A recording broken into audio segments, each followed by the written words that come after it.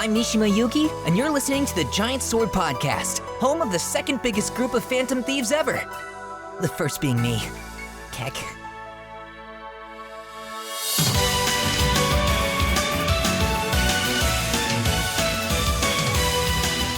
Hello and welcome to this week's Giant Sword Podcast. I'm your party leader, Nick. Joining me as always is Taylor. What's up, Taylor? What's up? And Brandon will be joining us in a little bit. He's got to finish a little bit of work. So he'll be here in at least 20 minutes or so. But first, how are you doing, Taylor? How are you doing? I like the nice, fresh haircut look. Oh, yeah. I don't think I've had my hair cut in like 2 months. I feel like that's the longest I've ever gone without one. So it was time for sure. You know when you get those like college age poofs on the side? That's when you know it's time to get it cut. Yeah, I have those every day. Emo poofs. You don't have that. I'm talking about the emo poof. The little emo poof. Are you talking about ones like straight? It's like poof. I mean, I have poofs. Like, it goes crazy and everything. But for some reason, right now, it's acting like it looks like looks good. But yeah, it's never looked like this. You have a little bit of curly hair, though. My hair is really, really straight. So if it ever poofs, that's when you know I'm in trouble. That's when you get the shade. That's when you get the buzzer off. That's right. Anything How about else? you? What's going on? Dog. I don't know if you could hear it or not, but there was a loud bark. That's why my eyes went like. No, I couldn't hear it. Nothing with me. Working, playing Call of Duty 4. Not Call of Duty 4. Cold Steel 4. Oh, nice. That game's long and lots of crazy stuff's going on right now. So. Now, is it like Persona 5 long where it's actually long, or are you just taking a long time to finish it? No, it's long. It's really long. Okay. Because everybody that I've like watched reviews of or talked to, it's always over at least 100 hours. Yeah. I'm like, geez. I'm thinking about 100 hours right now, and I think I still got another. I got an intermission and an act to do. So you're just past the prologue? No. The prologue was long too, but no. Yeah, this game's really long. Lots of stuff to close up. It's everything. Like, I'm starting to close everything up, so that's why I'm like, okay, I'm finally getting to the end. But that going towards the end, it's a long journey. Are things like starting to pay off? I mean, I don't know what the story beats are, but whoa, I'm like things are starting to fall into place. Let's just say that. Like we know what's up. We know what's going on. We know the backstories of a lot of characters now. Why people are here, and things are the way they are. I have to be extremely vague because you know why. Yep. And now we are in the journey to solve it all. So to end it all. So it's good. It's good. And we already know that they win because there's already like 2 sequels. So yeah, right. Yeah, it's funny. I put out a couple weeks ago. I put out a top 10 PS4 JRPGs video, and every 5 comments, it's like no Cold Steel, no Cold Steel. I'm like, and then you're like, no. 1, you have to play like a million other games, and 2, no. No, it's like no, Cold Steel sucks. Cold Steel is your Tales of Symphonia. Mm-hmm. Yep. I really got to make that video at some point. People keep asking about it. So I haven't made it about why I don't like Cold Steel, or why I don't like the Cold Steel series. I haven't made a Tales of Symphonia movie video, so you should. No. So when everybody asks the comment, you just go, here you go. There you go. I kind of want to do probably trying to I'm showing my hand right here. But if I ever did a April Fool's joke, it would be like, all right, guys, it's finally, here it is. I'm reviewing Tales of Symphonia, and I'm going to tell you that my opinion has completely changed. So here we go. Let's do the video of Captain Bible. Just start reviewing Captain Bible. That's funny. Just totally bait and switch. So the thumbnail, the title, it's all Tales of Symphonia review, but then it switches to Captain Bible review. The clickbait. Yeah, I saw same when someone's done that before, but I was like, oh, that's Oh, I'm good. sure. That's like, oh, that's a good. That was fun. But like after like a month or so, he changes it to actually like what it actually is. Yeah, because if you want any more views, you don't want to piss people off, Yeah, especially if it gets in search and stuff like that. just like Captain Bible review, April Fool's joke, April Fool's video. All right. So I remember I was on the Discord reading up, and I saw like pictures of Futaba on the Persona 4 Persona 5 phone, and Futaba was like Switch and PlayStation 4, and then it said PC like Steam afterwards. And at first I was thinking, I was like, are they finally porting? Are they finally porting Persona 4 or 5 to a Switch and PC? Is that what's happening? Am I gonna owe Taylor some Taco Bell? And I'm like, that can't be possible. It can't be possible. And then I remember, I know what this is. This is the Scrambled game, the Muso game for Persona 5. Getting a release date for the Western, and I was correct. That's what it was. So, Persona 5 Strikers coming to the West for Switch, Steam, and PC in February. End of February. So, like, right in March. February is getting loaded with JRPGs, man. We got Ease 9, Bravely Default 2. Now we got freaking Strikers. It's going to be a full month. Except Strikers isn't a JRPG, but I get what you're saying. It might do. I've seen some footage. It is like more Persona than I think people are anticipating. Like you run around the city and stuff. Like it's, I mean, of course, at its core, it's going to be like a hack and slash Warriors game. Mhm. But I think there's more Persona stuff in it than What we people are think. going to. Yeah. Are you excited? I am. You had mentioned in the last podcast, or maybe it was off podcast, but somebody found an old podcast where I was like, Persona 5 Warriors, wouldn't that be a fun game? And here we are. Or just Persona Warriors. That would be cool if they did DLC for like a bunch of old characters, but I think the time has come and gone for Japan to release it, and I don't think they're going to make Western exclusive DLC or anything like that. Yeah. But still, even if it's just Persona 5, like that's cool. I'll take it. Looks fun. I really enjoy Muso games, so can't get enough of it.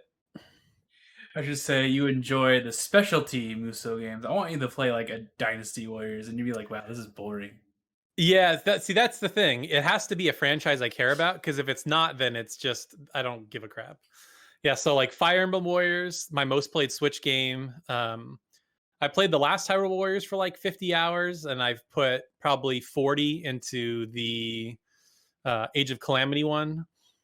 I wanted to do more, but like I kept getting games that we'll get to later in the episode. But yeah, games just keep getting sent my way, or I bought a game on Black Friday, so I don't think I'm gonna probably ever go back to it. But it was fun. It was good. Do you think? I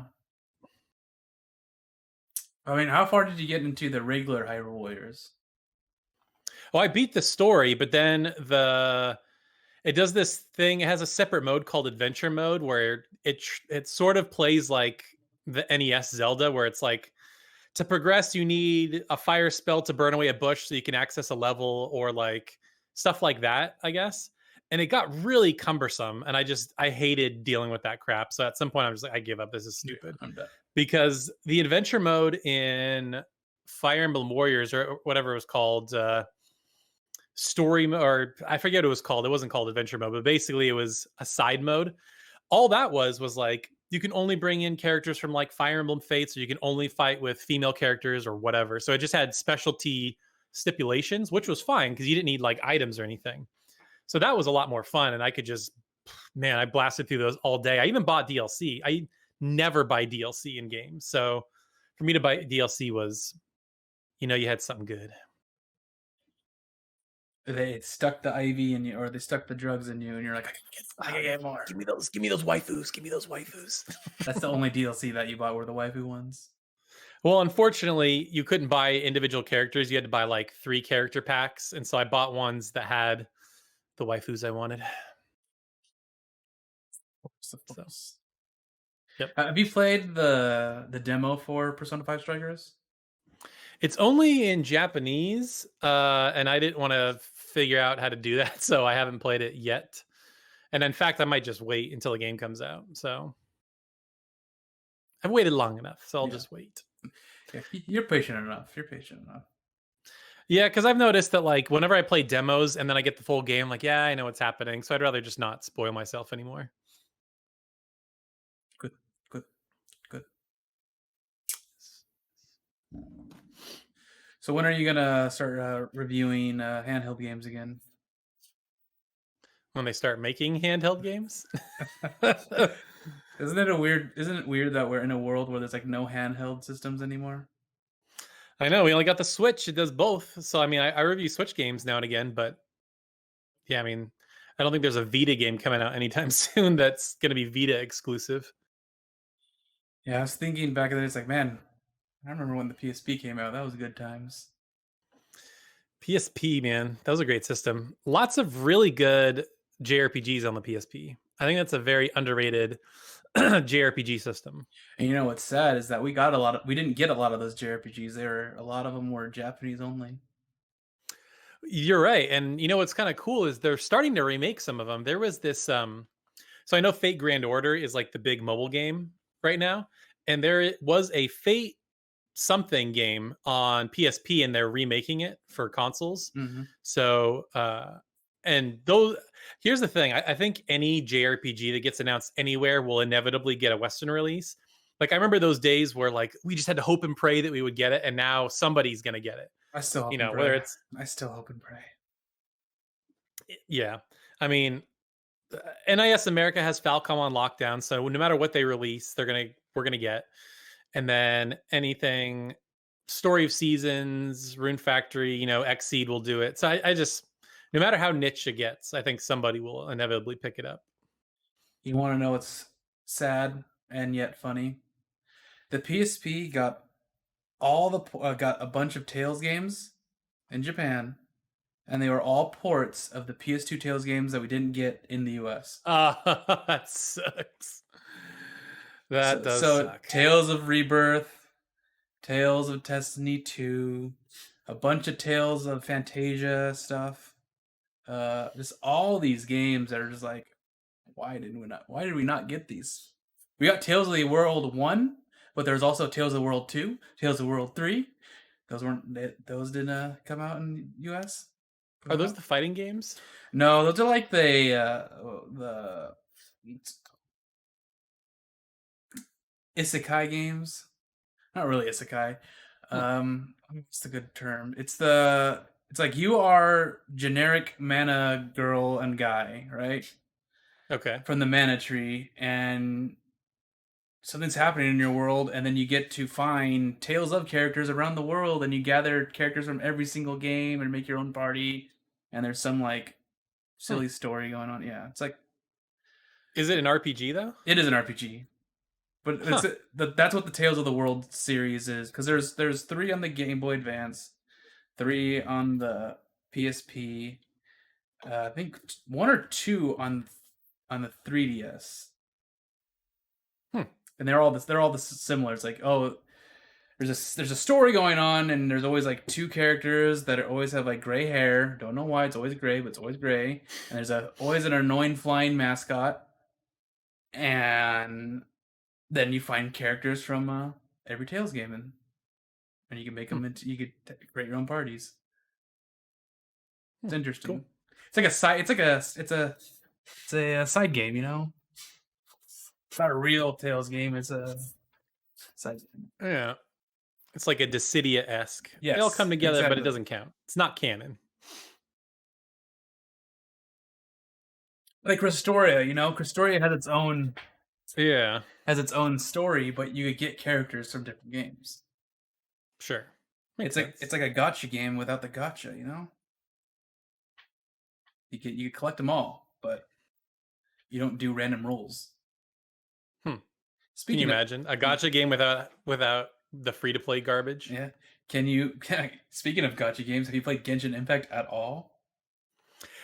No, I mean, I kind of want to go back because they released the 1.1 update, which apparently added a ton of stuff, but I think I'm way too far gone at this point. There's just so many games in my backlog, which is funny because I haven't had a backlog in a really long time. Like normally, like game comes out, play it, game comes out, play it.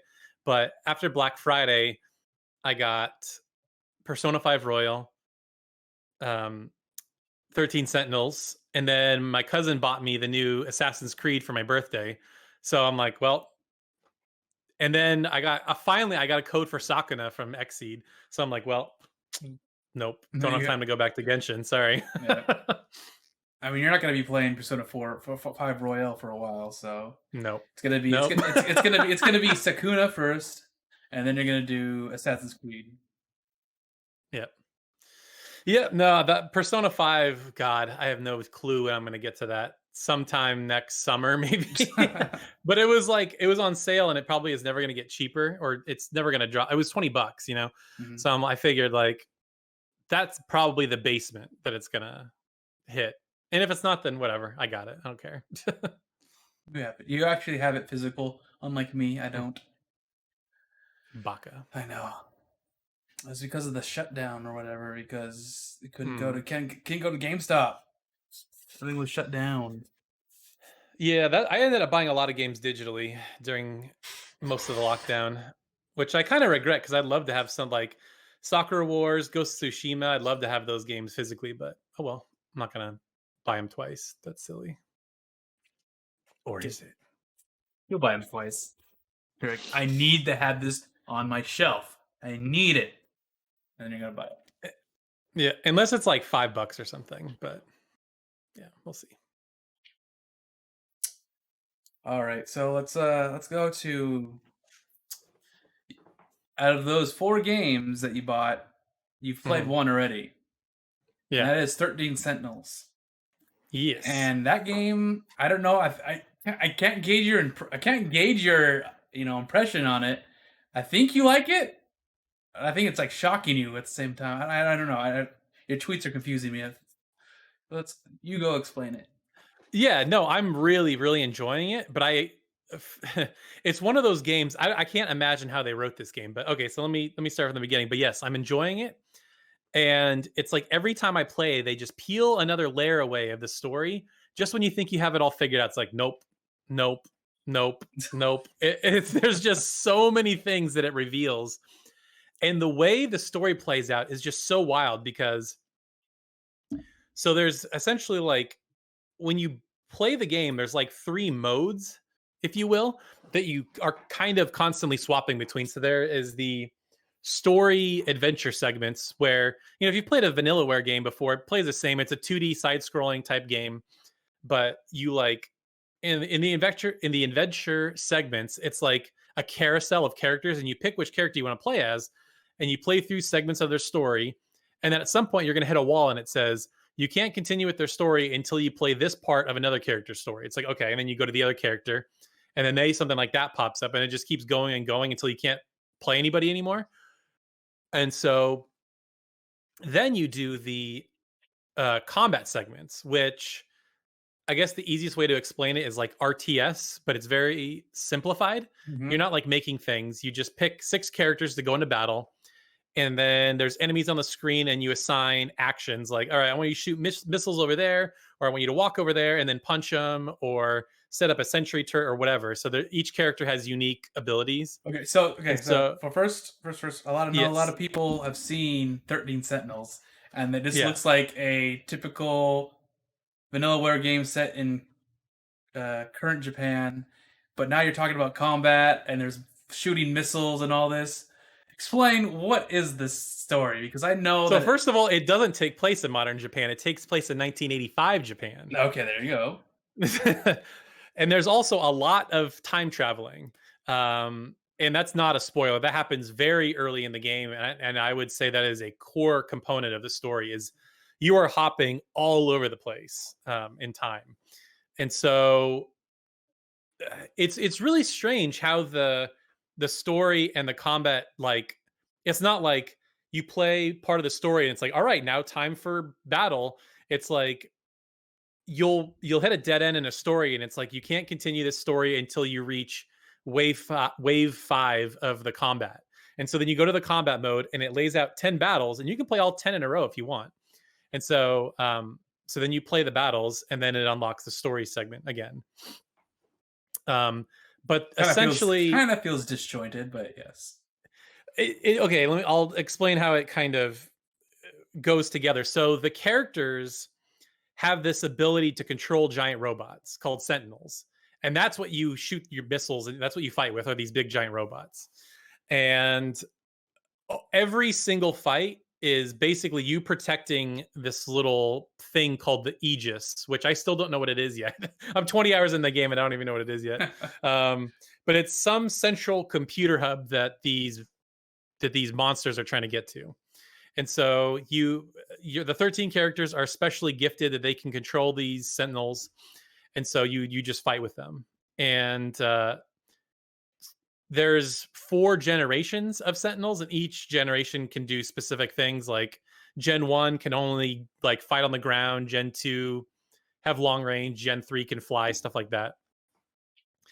But the battle maps are very rudimentary. They don't look like the side-scrolling segments. They look like a board game or something, or like dots on a grid. It's very basic, which is a little disappointing because of how good Vanillaware's art style is. But yeah, it's pretty satisfying. It starts out really simple, like just kill the guys, just kill all the enemies on the thing, and then it turns out like, okay, then you have these bigger robots and you have to kill all of just these kinds of robots. And then there's robots that come in that can reproduce more robots. And so you're like, oh my God. So yeah, it's fun. And then, but the story segment is the hook because it's, I don't know how to talk about this without spoiling it, because I feel like that is, that is like the big thing about the story is the story. And each thing you peel away, you think you have it figured out, but you don't. All right, so and it's like, pick an anime that's just as convoluted as this story. Oh, geez. High School of the Dead. Okay, let's go. No, I mean Erased, sort of, because Erased has time travel in it. I don't know if you've ever watched Erased. That one's really good. Maybe one of the Evangelions or something. I don't know. Just super convoluted stuff. Yeah. Okay. I'm. Let me see if I can do this more high level, and try to break it down to make it a little bit easier to understand. So basically, okay, high level. There's 13 high school students. They all have the ability to control these Sentinels, and they need to be in these Sentinels to fight off an alien invasion. Like that's the general premise. And then there's time travel. And then also, I'm trying to be super vague. Characters aren't all who you think they are. So you start off thinking like, oh, okay, this is this character's role in the story. And then you get to the end of an arc and you're like, oh, wow, that just throws everything for a loop. And then you go to another character's thing like, okay, well, I know who this guy is. Oh my God, that's totally different. And then the game does this thing where I'm like, did the game just spoil the ending? And then you go on and then it drops totally new story beats that have never been discussed before. I'm like, well, that's all out the window. So basically I think the joy or the best part of this game is just peeling away the layers of this story and just going, oh my God, like a new revelation. And just because you just keep wanting to keep playing more to figure out like what's really going on. Because at one point I thought I knew what was going on and now I have no idea. So now you're just confused. Yeah, and the thing that I really respect about this game is I can't imagine how they wrote it to where all these different story beats dropped at just the right time. So where there's a revelation and then this doesn't get revealed too early before this, like because there's 13 character stories that you're constantly rotating between. So I don't know how the story did, the writer just didn't go crazy. So do you now know why it took so long to come out? Oh my God. It wasn't development. I mean, there are a lot of environments. The systems aren't that complex. It's like side scrolling, you talk to a person, side scrolling, you talk to a person. I mean, the adventure segments are very simple. And the combat sections may have been a little bit more complex, but they're not that complicated. I think the delays were getting the story straight, just because the story is so complicated. But as it probably doesn't sound like I'm making much sense, but as you're playing it, you get into it and like you can keep it all straight as you're playing it. But I don't want to spoil anything because that's And I would go so far as to say, if it weren't for Final Fantasy VII Remake, this might be my game of the year. It's Really? like that intriguing. Yeah. Because I love, like, one of my favorite things when it comes to stories is a good mystery. And this is just one big long mystery. It's 13 different mysteries. Like, I don't know what's happening with all these characters. So this is how Octopath Traveler should have been how they connect to stories. Yes. Oh my God. If they were to have this level of connectivity, that would have been amazing. But it would have taken them like 3 more years to develop to write a story that made sense. So Shadow just hopped in case you couldn't pick it up. Shadow, we're talking about 13 Sentinels Aegis Rim. Oh yeah, that's one game I gotta play. Haven't been able to play that one yet. Oh, it's real good. But yeah, do you have any questions about it, Shadow? I know I just answered a bunch of nicks, but I mean, not really. Heard a lot about that. The combat is actually a little bit better, like a real RTS, something like that. Real time RTS. Yeah, pretty much. It's like a simplified RTS. It looks basic, but it's actually pretty entertaining just because each character has kind of a unique move set, and each battle has unique circumstances. Like, oh, you're gonna have more flying ones on this map, or if you bring in this character, you get bonuses at the end of the fight or whatever. So yeah, it's pretty good. The only sad thing is, like I was saying earlier, is it doesn't show off that signature Vanillaware art style. It's basically like dots on a grid, which kind of sucks, but yeah, that's why I'm not in a rush to really play that one. The battle system doesn't look like it's. I don't know. It's not showing, like you said, it's not showing off that Vanillaware art style, and I'm used to that with their prior games. But I'm hearing nothing but good things about it. Everybody's saying it's amazing, and it's probably one of the underrated games that came out this year. But see if I can play it next month. Yeah, I mean, you have to come for the story because that, to me, that's the main draw. Like, if you're coming in, just like, oh, cool, RTS combat, like, there's just not enough of it to like keep you going. So yeah, see, that's another thing I'm worried about. I don't like just sitting there all day just reading stories and stuff like that. I'm like, because it seems like it could also be like a visual novel. And yeah, it's like a slightly more interactive visual novel because it's not like 2 character portraits just yakking at each other. It's like you have a character and you're moving through environments, and like it's more of an adventure game. I wouldn't call it a visual novel. It's more like an adventure game because, like, so this is something I haven't mentioned to Nick yet. So what happens is, like, you'll be running around the environments, and then you have this mechanic called the thought cloud. And so, like, you'll hear a word or you'll hear a person's name, and then you can then use that in conversation with other characters in the environment. So it's like the old adventure thing, like, oh, let me put the light bulb with the lamp and see what happens, like that kind of thing, if that makes sense. Okay. So it's more like that than a visual novel. All right. And but it does do visual novel-esque things in that there's like branching paths. Like, have you ever played one of the like Virtue's Last Reward or whatever? Like when you go down a path and then it's a dead end and then you have to go back and play it again. Like, there's stuff like that. But yeah, I don't want to say anything else because it might be a spoiler. So all right. How, like, on a percentage wise, how much would you say is like story and actual gameplay?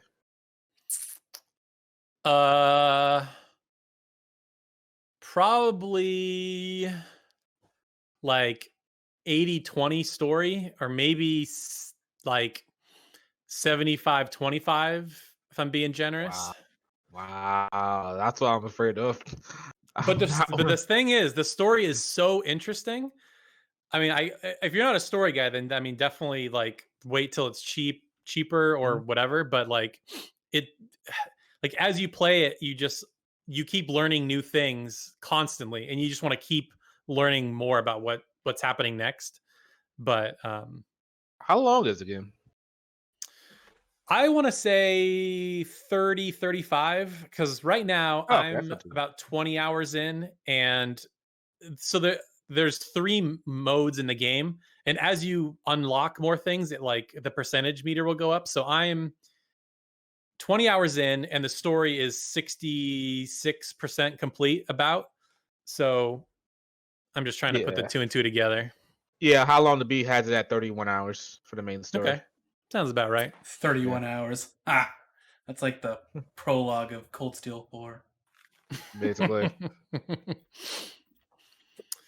But yeah, it's good. I highly recommend it. If for a lot of people out there that have been hearing good things and have been sleeping on it, like give it a try, because I was the same way. I'm like, I'll play it later. I've heard good things, but whatever. But I was really shocked at how much it sucks you in. Now, I will say, this is one thing that I will say to people that boot it up.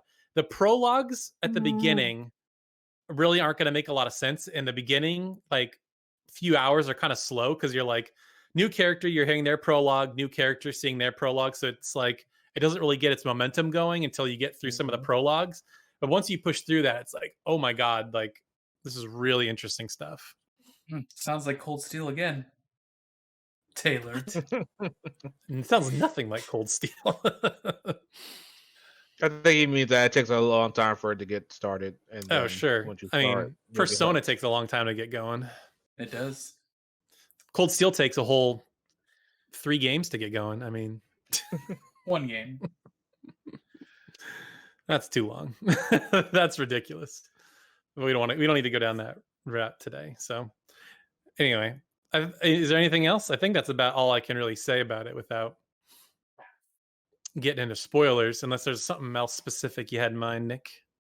No, I'm just thinking about it. It sounds like a visual novel type of game. A lot of people are into those, so it's fine. I don't know if I'm gonna get it. Oh, what are you playing it on? It's only on PS4, It's only so on PS4, PS4. okay. Fortunately, would love for it to be on PC. I was trying to get my Vita. I wanted to remote play on my Vita, but I don't know what's going on with it. I couldn't get it to work. Oh yeah, wasn't it also coming to Vita, but they scrapped that? Yeah, I mean, it came out on Vita in Japan, but they didn't do it here for whatever reason. Probably because nobody would buy it. Because Vita's dead here. Dead. I think Yep. dead. It probably still sells on stores in Japan, so that's probably why. Yeah. Let's catch up with Shadow here. What's up? What have you been up to, man? I guess games playing. I guess. Yeah. Still playing Yakuza Like a Dragon. I think I'm almost done with that one. It's a good game. It's just I don't see the hype. I don't see the charm, and I don't see the, I guess, allure of why people love Yakuza games so much. Pretty sure after I'm done with this one, I'm not gonna be all that interested to play another Yakuza game. Just I think this one thing I was going to mention about the difficulty spikes that happen later on. While one of them makes a lot of sense because it's a recurring character for the Yakuza games, it's just ridiculous when you're asking me to go from low 30s to level 50 for a boss encounter. And that boss encounter was absolutely ridiculous. I think some people know what I'm talking about, but and again, I understand why this character was particularly strong, or these characters were particularly strong, but still, that is insane. You did not condition me at all for this. You didn't tell me, oh, you might want to, not only prepare for this next segment, but you might want to really level up a lot. Or you could have just gave me a recommended level of level like 40 something, because that's what I had to grind to beat that guy. I had to grind all the way to level 45, 44. I think, yeah, 44, 45. And even then, it was still a tough battle, but that was fair. I felt that was fair, and it was fun. At level 30, 32, it was a wash. I couldn't do anything. It was absolutely ridiculous. But other than that, yeah, the story is getting really good. I think it's reaching its climax, and I am interested to see what happens next and how it wraps up. But again, not interested in playing another Yakuza game after this. I forget, was this your first Yakuza game, or had you played others? first fully playing from start to finish. I tried Yakuza 0 for about, I'll say, 8 hours, and I didn't care for it. Didn't care for it enough to keep going.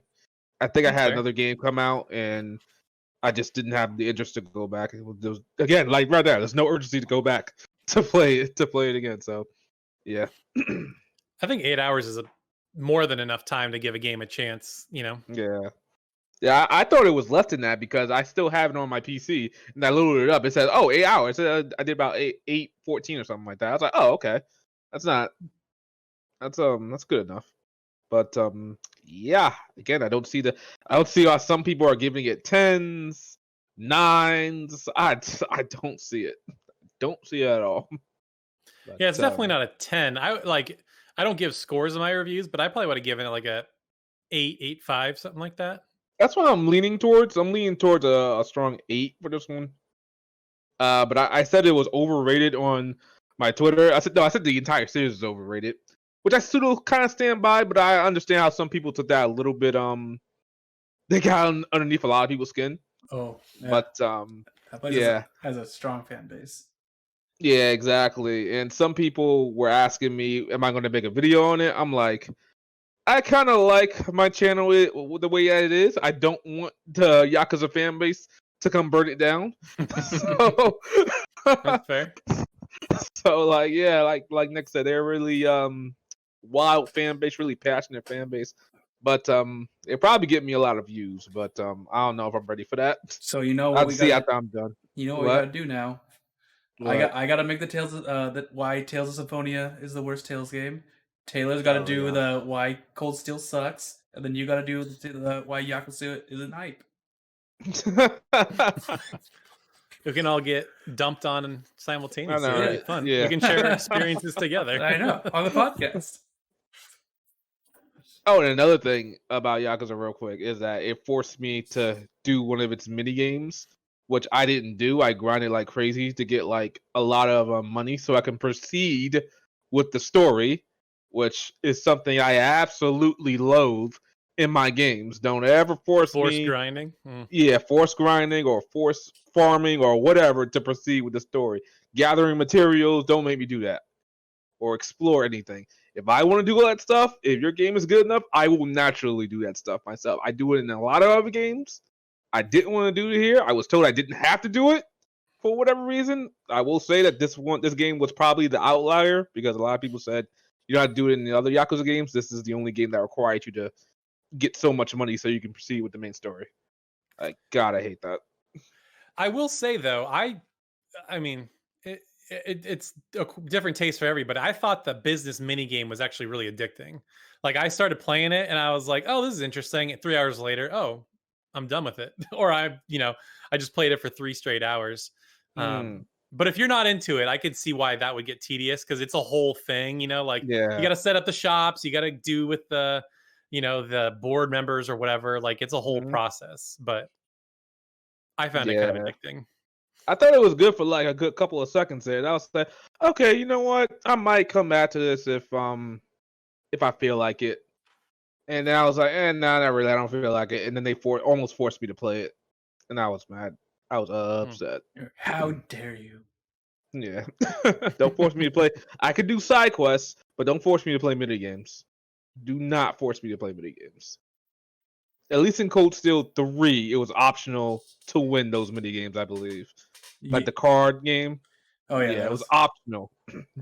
In Final Fantasy X with Blitzball, it was optional to win that game. You didn't have to win it, but here, you almost have to, unless you do what I did and just grind like a maniac until you get a lot of money. Yeah, it's always good to do vintage masters because you get U material, and oh my gosh, U material is very useful at the end game. Is it? Oh, because I want to make all the super rare quartz. Oh, okay. Yeah, that's true. Okay, yeah. I want to make. But yeah, that's. I want to make Musei shoot Aqua Bullet. 5 turns in a row. I was having her do that like with Diamond Nova. She was just spamming that thing at least 4 turns in a row. Yeah, that was hilarious. I would do that, but It's the same like the first. It's Aqua something. What is it? Aqua Blade, something like that. Aqua Bleed. Something Aqua Bleed. It's the same power as all the other spells, so it's faster. And if I'm just attacking one unit, just spam that, and I do about 20,000 damage per hit. So Yeah, that's true. And I think the delay on that one is not as big as the high tier spells. So Yeah. yeah, you can spam it in a row if you want. Yeah, I remember doing that. that's for some- how I'm winning like all my boss battles. It's just like she's doing like 20,000 per hit, and it's so funny to see because she's just spamming it. Oh yeah, where are you at in that game, good sir? I am starting the rivalries. Man, dude, I ain't gonna say you got a lot to go, but it ain't gonna end anytime soon. I'll just say that. I beat one of the rivalries, but before that, there was a lot of side quests, like a lot, and 3 of them I missed some too. I found 3 of them in the map. They weren't given to us. You had to actually look for them. So I was like, wow, whoa, okay, it's not like that before. And all the girls are getting steamy now. All the bonding events. Yeah. Except for Oh, Sarah's. Sarah's last one was Snorefest. I was like, no, what the heck? How dare you? Yeah. But she's pretty much like, Reen, watch out. I'm coming for you. So she's like, okay, I get it.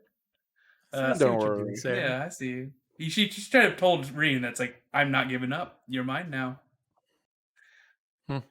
Yeah. Emma's. Did you like Emma's? I did like Emma's bonding events. Her final bonding event was good, but I'll just say there were others that were better. I'll even admit that. Are you talking about the special one you get in Act 4 or whatever?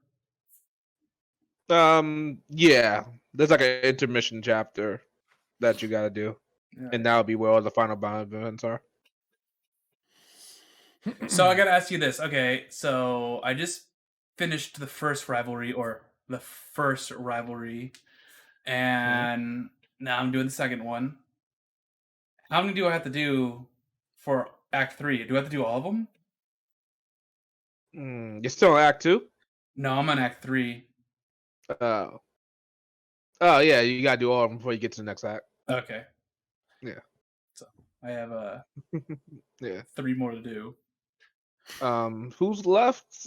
Who'd you just take out? You said you did 2? I can't really say, but okay. yeah. Right. It's the first one. Okay, the first one. I know who the first one is. The second one was. Oh, okay. Yeah, second one was what's his name? Yep. And now I'm going to the second one, which is her. Oh, okay. Yeah, no, actually, I think after that one. Yeah, I think after that one you go to the intermission. I think. So yeah, I'm you go to the intermission. I'm closer than you think. Then. Yeah, you go to the intermission, and then you do the final bonding events, and then you get to Act 4, which is insane. But yeah. All right. Yeah, you're a lot. Yeah, maybe you're closer than I thought. All right, Taylor, you know what that means, right? Among Us is canceled. We're not doing Among Us tonight. Oh no. Oh, we're not? No, I'm joking. Yeah. So let's move to the Game Awards. The Snorefest that always is the Game Awards. Do you think anything's gonna be, anything's gonna be there? Like special announcements? Yeah. Let's see. I want out of nowhere, RKO out of nowhere. I want Tales of Arise to be there in some way, shape, or form. That would be awesome. That would be great. Since I think it's a worldwide release, but Xbox is more interested in showing their stuff on. Well, not Xbox, but I guess Bandai Namco is more interested in showing their stuff at more Western events nowadays. Because Tales of Arise did debut at E3 something, didn't it? Or it was the Xbox showcase. Yeah, so it's still a Western event, so they're interested in that. So if we see Arise, I'm not surprised. What else? I would love to see another Smash character. That'd be great. They haven't announced any new Smash characters since Steve. Steve, yeah. So How long ago was that? I don't pay attention to Smash anymore. I felt like it was. I felt like it's been months. Yeah, I would say like summer or something like that. No, was it that long? Yeah, they've only announced 2 this year. Yeah. I think there's been a leak where it's the next one's gonna be Sora. I don't know if take that with a grain of salt. I don't know if it is or not, but yeah, we can see. So Steve was announced 2 months ago. He was announced 2 months October ago. 1st. Still, that's a while ago.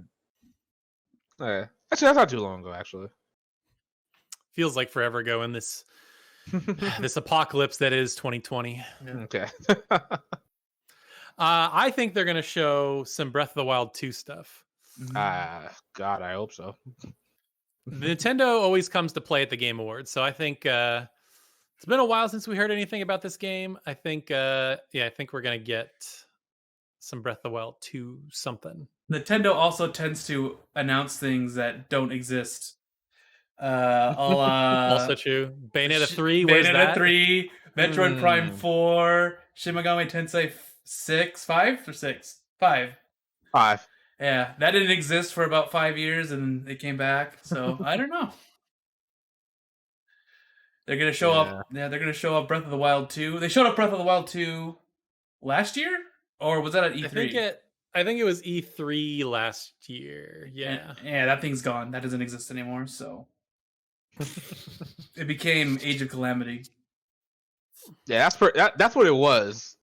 They just called it Breath of the Wild too. Yeah. People would be pissed. If that was people would be so mad. I'm trying to think of anything like JRPG wise that's like close enough to where they could show something, but not something that they haven't recently showed stuff for. Because I was thinking like maybe Final Fantasy 16, but they specifically said they weren't going to show anything till next year. No, they're going to show Final Fantasy 7 Remake 2 trailer. They're not going to show. Okay, I'm with you with the 7 Remake. I don't think they're going to show 2 trailer. There's a rumor that's been going around that there's going to be a definitive edition once the PS4 exclusivity ends, and there will have Tifa DLC included in that. I think it might be that. I am just wondering what DLC could do in this game. So according to the rumor, it's when she goes and gets herself captured to go to Don Corneo's mansion or whatever. Yeah. It tells that whole story about her getting her dress and whatever. Now, I don't know how interesting that is, but supposedly that's what it is. Oh my god. Hey, it's more Tifa. She's how can you not want more Tifa? I mean, that's true, but still, I don't think you really need that. Oh, nobody needs it, but it's I think the only reason they're adding that, I think, is an excuse to make people buy the definitive edition, if this is all true. Because this could all just be BS, but whenever they do a definitive edition, you got to throw something extra and buy it again. Yeah, and it better be more than just Tifa getting hot. Okay, we need more than that. Fix the skyboxes, fix the low resolution textures, maybe add another summon or something. Nah, you can't fix the skyboxes. That's too maybe too much to ask for. What's skyboxes? What's wrong with the skyboxes? So people were really complaining about the part where you're in I don't even know what mission it is, but the part where you're turning all the lamps off to the surface below. Oh yeah, and it was pre-rendered, right? It looked pre-rendered on the bottom. People thought it looked terrible. It looks bad, but I thought it was kind of a throwback. That's what I thought. I thought it was like, oh, I get it. They're trying to throw it back because it looked like that. That's being very generous. I know, but I looked at it and I'm like, oh, I get it. That looks cool. Yeah, I didn't think it looked bad, but I think people were overreacting, in my opinion. Yeah, true. Yeah, people were a little bit overreacting. It's like, what are they supposed to do with all that in the background and have the game also run at a smooth frame rate? I don't know what they could have done, but man, that did look bad either way. It looked like it looked bad enough to be on purpose. That's what I'm saying. Like it's obvious. It's like it looks because it was very artifacted, like a PS1 pre-rendered game thing. So I was like, are they doing that on purpose? If so, it's pretty cool. I mean, it's a good throwback. If not, I was like, okay, whatever. I played Mass Effect 2 on PS3. That looked awful, so I'm good with it. Okay, so for what it's worth, I've dug up the article. Here is supposedly everything that will come in this rumored definitive edition. So high resolution textures, frame rate, and better quality models. The models look good to me, so I don't really care. The NPC ones did not. Yeah, the NPCs are bad.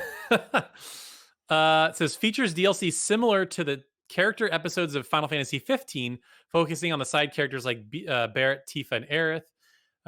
It will be a separate download for the PS4 version. Includes new costumes, side missions, and a wave-based survival mode. And that's it. They couldn't include costumes in the game. Oh my god! Are there no? I know. I mean, they're not costumes. There are no costumes that you can change into. No. So what would be awesome is if they did like a low poly costume where you're like all blocky. Like how cool would that be? That would be actually pretty cool.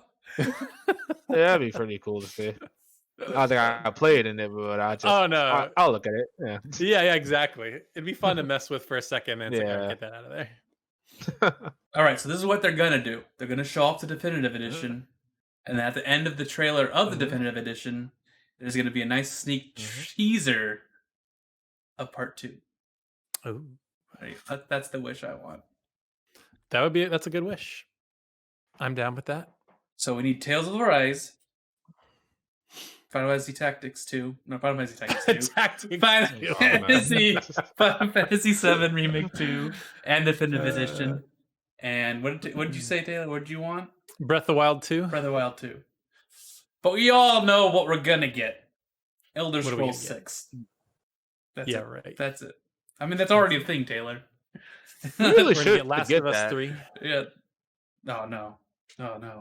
That's what. So. Yeah. Starring Abby. Oh. I think they'd be smart. I know this is not we don't really talk about those kind of games, but I think they'd be smart to not do another Last of Us game. That's true. I think there's so much ill will towards that series right now. And frankly, I don't know where it could go. I hated the story in 2. It was so bad. You know what they can go? Damn. You know what they can go, right?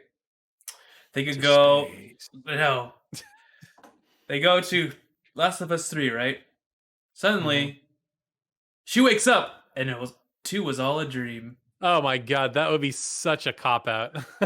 Nah, their writing is way too advanced for that kind of trash. They're too proud to do that. Yeah. They would never do that. But I bet you anything, if they did do that, right? And they saw Joel, people would be like, thank God. So many people would be happy. You know what's funny about what you just did? That RTX thing got out of your claps. I couldn't even hear you clap. Isn't that crazy? Yeah, that's pretty fun. Pretty cool. So I sound like this. Nothing. That's crazy. Nope.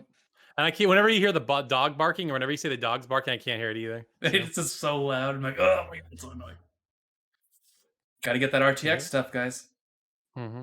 Except Taylor doesn't really need to. He's always quiet over there.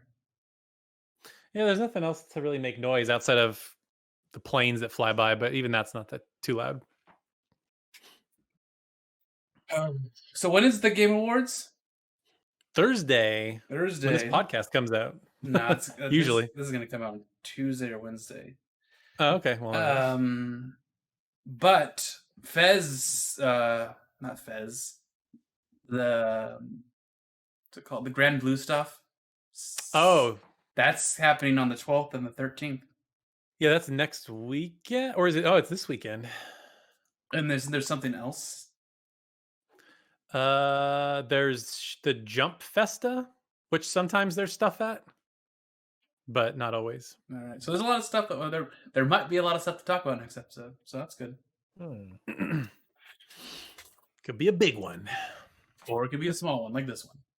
Yeah. All right, let's move the questions. So, Hookah LeConte asks, have you ever been in a JRPG slump where you keep starting a new one from the backlog, but none seem to do it for you at all at the time, and you just want to fall in love with one again? That's the situation I'm in right now. I've started up like 3 JRPGs, and none of them are doing it for me. I'm hoping Tales of Grace's F will click with me right now, because that's the most recent one I've started. Okay, so first of okay, never mind. That's a question. Not really.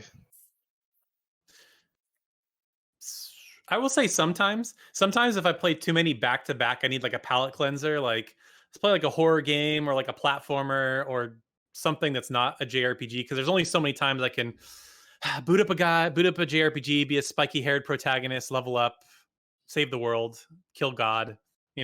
Like I gotta mix it up every once in a while. So if I play too many in a row, I need a palate cleanser.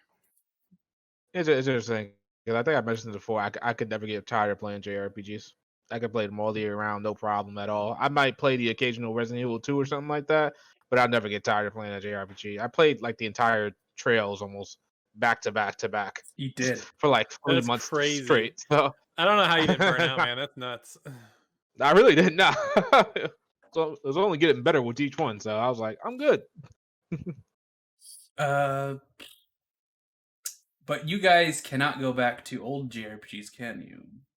Shadow can. For me, it depends on the game. The nostalgia factor? Yeah, it's usually a nostalgia factor, or if it just straight up holds up. Like, I went back and played Chrono Cross or Chrono Trigger like maybe 3 years ago, and I beat it, and it was great. Holds up really well. But there's some that just don't. So just depends. Like Musical Rhapsody and a musical adventure. Well, that game was just never good. So That sounds familiar. Is that a PS2 game? It's a PS1 no, game. PS1 game, yeah. And I think it was remade on the PSP, actually. It might have been. DS? It was remade on a handheld. I don't remember. Yeah. But you might be thinking of Radiata Stories, Shadow?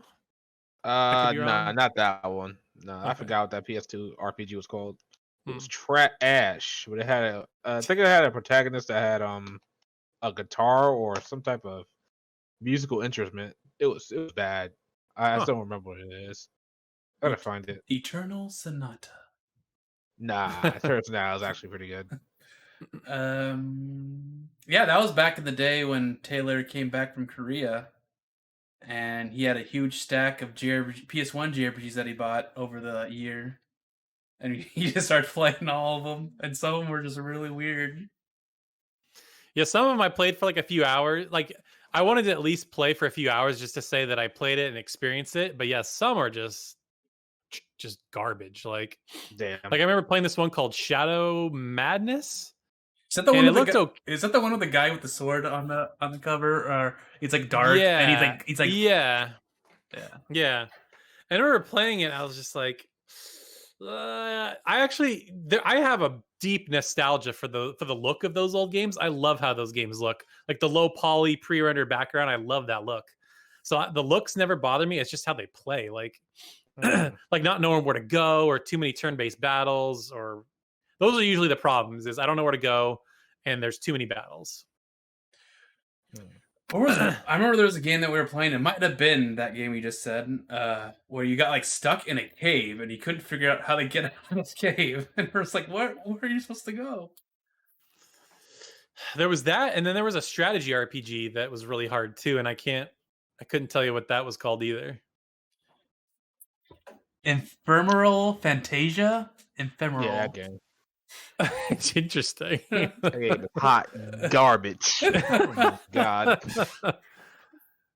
That's a name. That's a JRPG name if I've ever heard one right there.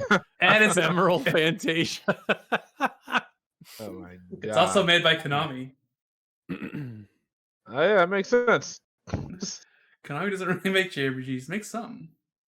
Oh my God, I hate that game. We all took a chance on some random JRPG at one point in our lives, and that's true. Yeah, You got to take a risk because you just never know sometimes. But yeah, I know you guys played Time and Eternity. What the hell's wrong with you guys? Time and Eternity. Time and Eternity.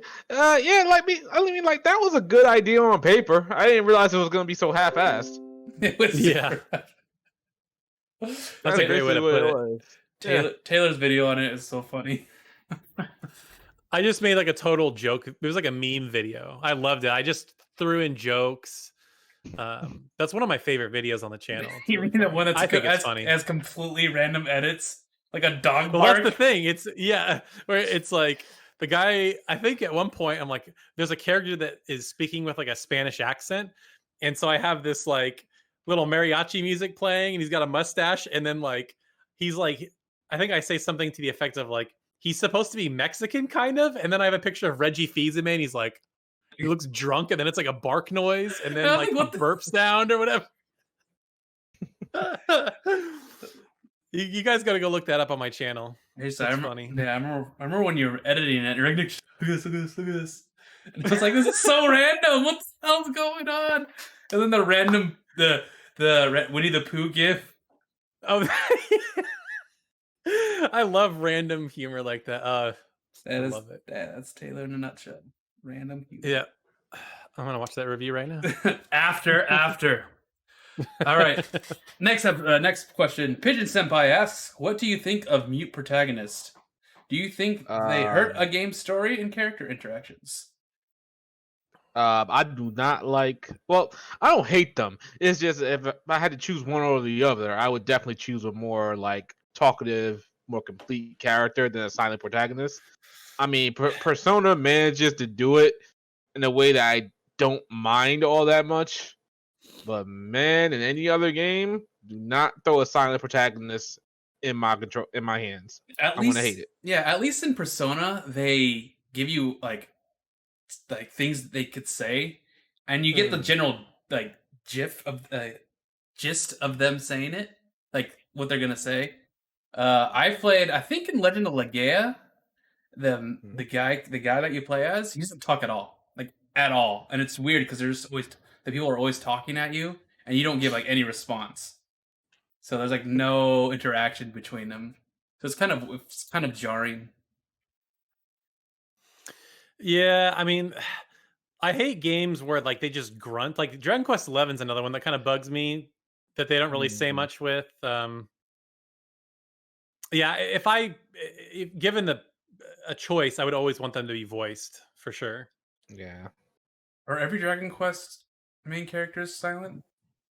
Not all. I don't know. I've only played 8 and 11. Yeah, I believe so. Most of them, yeah, they're all silent for the most part. Yeah. All right. Trying to think who else is silent.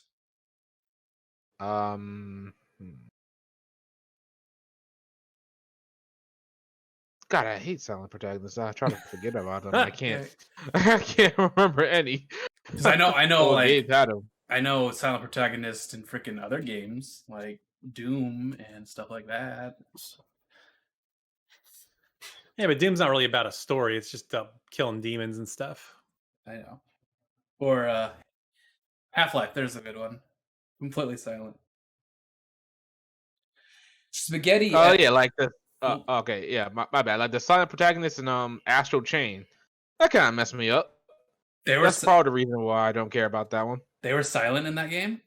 Yeah, they were silent inside. And oh wow, I didn't know that. Yeah, the main character is, but like your sibling isn't. So I'm like, I could have just dealt with if both of them had like a personality, but you know, whatever. What about Ludger? Ludger. And Zillia 2. Oh, Zillia 2. Yeah, that made no sense. Well, especially because they give him a voice if you do New Game Plus. I'm like, what? Yeah, I don't get it. We all know the reason why, but it just doesn't make sense. They could have done something Yeah. Spaghetti asks, for Nick, how's the game your brother's working on? He is not working on that game anymore. Well, that's easy answer. Yeah. He got pretty far in it, and it was really cool that he was learning something, but then he became a father and started teaching animation and stuff like that. And I think what really got him was He submitted it to Nintendo, and Nintendo was like, no. And so, Oh, they actually submitted it? yeah. And I think Because when I remember when I saw it, there was a lot of work that still needed to be done. Like they didn't have final assets and stuff in there. yeah, they didn't have all the final stuff in it, but they had like the concept was all there. And it was all playable, but it was just wasn't complete, and Nintendo was like, no. Wow. Because Nintendo's very strict when it comes to those games, indie games. Wingy Chef asks, what do you guys prefer? JRPG characters with urban clothing or fantasy clothing? Depends on the setting, really. Usually I prefer fantasy, I guess. I mean, there's not too many JRPG games with urban. Yeah. You know, it's like Persona, Tokyo Xanadu, Final Fantasy 15. The World Ends With You. Final Fantasy like- 15. Yeah. I think that's what he meant though. Yeah, he's probably what he means. Yeah. Yeah, I probably prefer fantasy. Yeah, fantasy like Final Fantasy 8. That's urban too. It is. Okay. I mean, it's more normal like looking clothes, right? It's not Yeah, it's not I super can see what you mean. fantastical. Yeah. I just like fantastical because it seems to stand out more. You know, like when you just think of costumes, something with crazy armor or bright colors, it just stands out. Yeah. So Like it has to look appealing. That's it. Like I don't care for the style. Mm. It has to look appealing. you know, for as much as grief as I give the Tales series, I actually really like the character designs in those games because they always stand out. They always have really colorful, wacky costumes, really unique. So They do. Yep. do. And then you have Trails, which everyone looks exactly the same. Everyone. yeah, pretty much. That's what you think. I'm joking. I'm about to say, I was like, what? I was like, huh? Hookah Leconk also asks, what JRPG do you guys feel has the best turn-based battle systems besides Persona, and which game do you feel has the best action battle system besides Tales of? Ooh, I mean, right off the Octopath Traveler, I think has the best. I think it's even better than Persona, frankly, for turn-based. And then for action, Would we put like Ease and Tokyo Xanadu Totally. in that? yeah, absolutely. Yeah, I would say Ease probably, like Ease 8. Ease 8 or I was thinking of saying like Nier Automata, but all the different characters' styles vary wildly, and 9S is so boring. I hate his combat style. So yeah, I'd probably say Ease 8 for action. I like Zero no Keseki and Azure. They have a really good battle system. Because it was like a mixture between Sky and Cold Steel, and I like that mesh. For turn-based. I'm trying to think. For action, though? Actually, I probably would say maybe Final Fantasy VII Remake. Oh, yeah.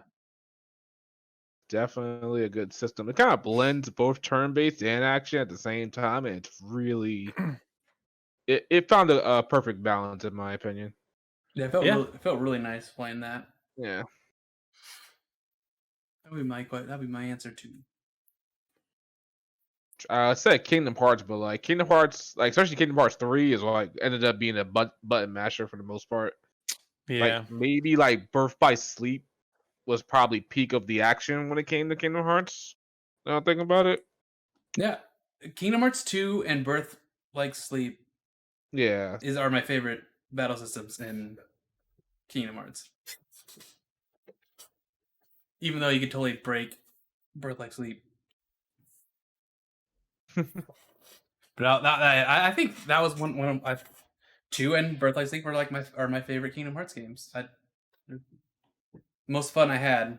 And 3 just felt like you had too many options and it made you way too powerful. Oh yeah, it was way too easy. You could just button mash that game completely. What he also asked, what's each of your biggest JRPG pet peeve? think I just mentioned mine earlier. Silent JRPG protagonist. pet peeve. Like limiting my progression or story progression to side activities, making me having to farm or do mini games. I hate that.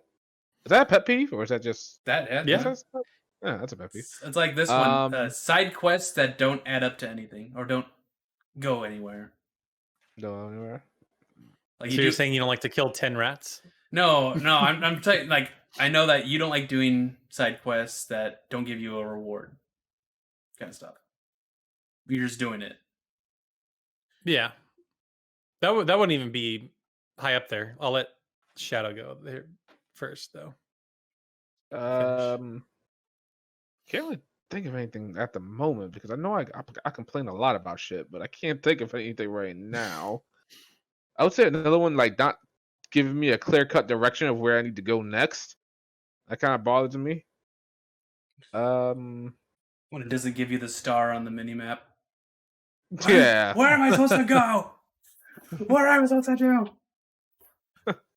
Man, playing Tale to Destiny makes you like, wow, we had to think to find the way out. I remember like they don't tell you. You're talking to the king, and the king just says something, and then you go back into your party, and then you're just like, okay, where am I supposed to go?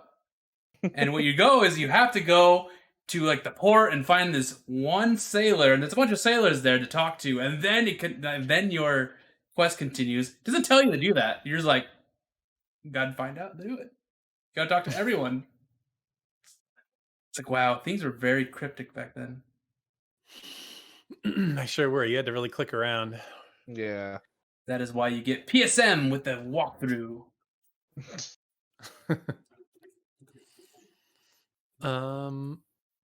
Yeah, for me, weirdly enough, I like all my JRPGs to have hour counters, so I know how long I've played them for. Gotta have an hour counter. Too high of an encounter rate, or just random battles in general. Gotta get rid of that crap. And then let's see. I'm trying to think of other. Those are the main ones that come to mind. One of mine is games that don't have any epilogue. They just end. They just end. They don't have like a.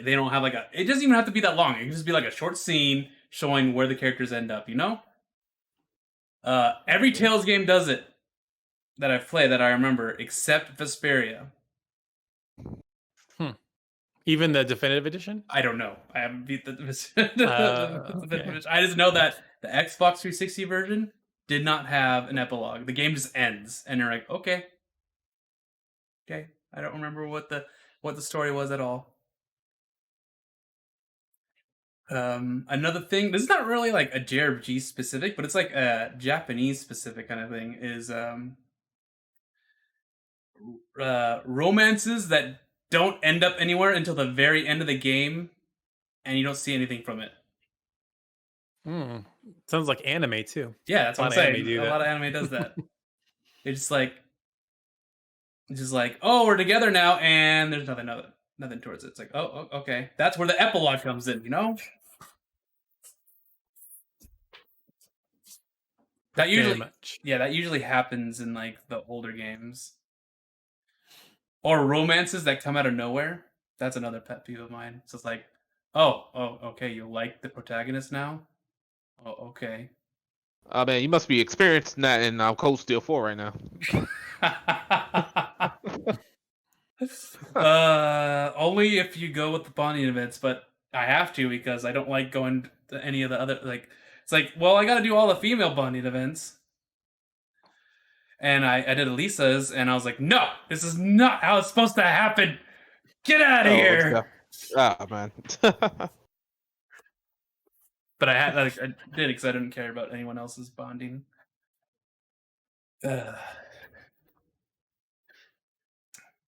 Oh, I did some of the students bonding events, and I'm like, oh no. Oh no. But interesting enough, Musae's wasn't that much. Really? Because she's so thirsty for Rena, I figured hers would be crazy. No, what's she's very subdued. Wow. Her final bonding event is interesting. I bet I put you it that in, I bet you it is. Yeah. But I put it in top 5 of the final bonding events. so what you do? You can only pick one, right? Yeah, you can only pick one, but you can reload the game. Yeah, And exactly. just, do it again. That's what I did. I saw each one just reloading the game. So what we gotta do is what we gotta do. Black Trife asks, what character are you most excited to play as in Persona 5 Scramble, and who do you think your team of 4 will be? I didn't even know you could have 4 people at a time. That's just how all Musou games are nowadays. You can swap between any of the 4 characters. Oh, really? Okay. I didn't know that.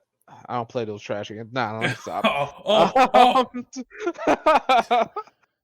was that? No, I get they're very polarizing. They're definitely not for everybody. Yeah.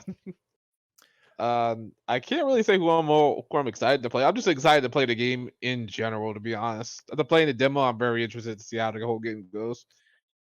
Do they have any royal characters in there? No. They did Not add a from- new character though, right? The girl with the heart pigtails Yeah. or whatever. Yeah. This is one character, her. All right, so it's just the normal Phantom Thieves plus That girl. that girl. Yeah, new girl. Yeah. Okay. And I would imagine Futaba probably isn't playable either. Would be my guess. I don't know. See, unfortunately, people, at least for me, I don't like to see anything on the game that I know I'm going to play. So. Yeah, I'm not sure either. All Yeah. I know is that she got a all-out attack in Royal. Royal. Yeah. That procced way too often though. Way too often. Are you checking which characters you could play as? Yes. Okay, so we've got Joker, Morgana, Ryuji, on Yusuke, Makoto. Oh, Futaba is playable. Okay. Wow. Haru, Sophia. I'm guessing that's the pigtail girl. Yeah. And then I don't know who Zenichi. Who's Zenkichi? I don't know who that is. Yeah, sounds a like member of the prefectural police. Oh, it must be another new character. Yeah, that's a new character. Zenkichi. Oh, this guy. He's in Royal. Oh no, he's just in Scramble. That's right. Okay. Interesting. So, I'm probably just gonna play as the basic ass first 4 characters that you get. I feel like I'm just gonna rotate between all the characters. I really don't have anybody. Like I might keep on in the party like between the 4 characters, but that's about it. But I'll be rotating between everybody. Maybe not Morgana all that much because he still annoys the shit out of me. But Meow. Yeah. That's another pet peeve of mine in JRPGs. Freaking mascots. You must hate the Tales series, huh? God damn, do I hate all of them. Except for, well, Mew's alright. He's the most annoying one. Yeah, he's too adorable, man. He's too adorable to hate. What about the Bazongas one? Bazongas? Yeah. Yoked out Bazongas. That one. Yeah. What's his name? Tipo? Tipo, yeah. Yeah, Tipo's annoying as hell. Fuck Tipo. It was creepy as hell, too. Like, get out of here. So we got Tipo, Mew. I can't think Mew, there's a cat for, I think, it's Iliad 2. Yeah, Zell. Vesperia, I guess, for Peed. Yeah, but Repeat's an actual character, though. Yeah, that's true. He's an actual character, but I don't think, yeah, he's going to be a mascot. Yeah, I can't think of anything else. I know there's a lot. I just can't think of them right now. Yeah. All right. Vesperia, So you missed this part. How excited are you for actually being able to play Scramble? Strikers, sorry, not Scramble. I'm really excited because after playing a demo, like I said, it's a really good game. It seems to be more, well, it seems to go up about one step when it comes to Warriors Muso games. I'm still expecting a button mashing, everybody's just standing around waiting for me to kick their ass type of game. But in the style of Persona 5, which again by the demo carried itself a little bit different. I'm wondering why in the fuck did it take so long for Atlas to get it localized. It's literally by the time it comes out, it will be a full force year. That's which so weird. I don't know, many JRPGs don't do that anymore. For the most part, it's like either a simultaneous release, a couple of months out. But I don't know, like you got a game that came out in 2016 or something like that, became one of the wide known JRPGs of all time, RPGs ever. Like everybody loves it. Persona 5 came out in 2017 in the US. Everybody loves it, and for some reason, you don't want to simultaneously release the sequel. I don't get it. I don't understand. Maybe it wasn't that much demand for it because I did hear that the Switch version didn't sell too good in Japan. The PS4 version actually did better, which is weird. Which because is shocking. Switch, Usually, yeah. Yeah, exactly. Because the Switch is like really popular in Japan. So maybe Atlas wasn't, they wasn't too sure if it was going to hit well in the West, which is again stupid because you probably got a bigger fan base in the West than you do in Japan. But maybe Especially COVID Persona probably 5. hit them pretty hard. Yeah, exactly. Especially for Persona 5. So yeah, like I said, maybe COVID hit them a little bit harder than we could have anticipated. But yeah, very excited to play it. Can't wait for February to get here so I can play that one. A lot of stuff coming out in February, as Taylor said earlier. Mm-hmm. Yeah, I mean, here's the thing with Muso games. I don't know who I'm excited to play as until I actually see what they play like. Because I played Hyrule Warriors, I'm like, oh, these characters are going to be super fun, and then I play them and they're boring and slow. So, because the whole thing is like, what characters can take out the most guys, right? So, and who attacks the fastest. At least that's what I like. Yep. So, it's going to depend on who hits fast and who can hit a lot of people. But off the top of my head, the two characters that look the most fun to play as are Makoto and An, because An's got that whip and that seems to have like a long range. So, and then Makoto's just got a motorcycle and she's badass. So, yeah, those will probably be the ones I'm looking forward to most. Good. Yeah. All right. That is the last question, actually. And I think that's going to be it for this episode.